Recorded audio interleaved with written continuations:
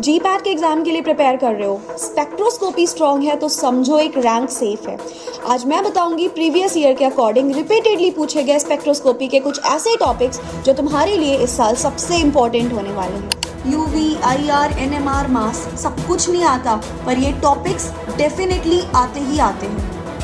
GPAT में directly सवाल देखने को मिलते हैं तुम्हें डिफरेंट रेंजेस से, आईआर की, एनएमआर की, यूवी की, क्या क्या इनमें रेंजेस आने वाली हैं। इसके अलावा मैं बात करूँ तो बेयर लैम्बर्ट लॉ बहुत इंपॉर्टेंट है। हाइपरक्रोमिक, हाइपोक्रोमिक, बेथोक्रोमिक, हिप्सोक्रोमिक शिफ्ट सबसे ज़्यादा ज़रूरी है। डायरेक्ट इन शिफ्ट से सवाल बनता है। न्यूमेरिकल भी एक दो बार पूछा गया है, तो न्यूमेरिकल अगर आएंगे तो डायरेक्ट फार्मूला बेस्ड आएंगे। इन फार्मूले को अच्छे से प्रिपेयर करके रख लीजिएगा।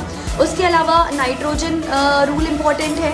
नाइट्रोजन रूल के अलावा अगर मैं बात करूं तो molecular ion peak, base peak, mass spectrometry में पीक से सवाल आ सकता है। अगर सबसे ज़्यादा खास ध्यान जहाँ पर देना है उसकी मैं बात करूँ तो इंस्ट्रूमेंटेशन, हर एक स्पेक्ट्रोस्कोपी का इंस्ट्रूमेंटेशन खास ध्यान देना है।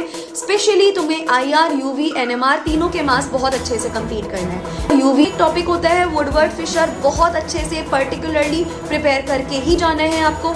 उसके अलावा जो भी मोस्ट इंपॉर्टेंट टॉपिक्स होंगे उनकी लिस्ट आपको नीचे स्क्रीन पर विजिबल हो जाएगी, आप चेकआउट कर सकते हो। ये सारे टॉपिक्स आपको कवर करके जाने ही पड़ेंगे। सो जीपैट के एग्जाम के लिए आपका जो स्पेक्ट्रोस्कोपी है रटने का नहीं, सिंपली सिर्फ और सिर्फ समझने का टॉपिक है। प्रीवियस ईयर पे फोकस रखो, रेंजेस याद रखना है, सारी बेसिक इंस्ट्रूमेंट्स याद रख लीजिए। ट्रस्ट मी, स्पेक्ट्रोस्कोपी क्लियर है ना, तुम एक बहुत सेफ साइड पे हो, आपका रैंक ट्रस्ट मी बहुत अच्छा आने वाला है।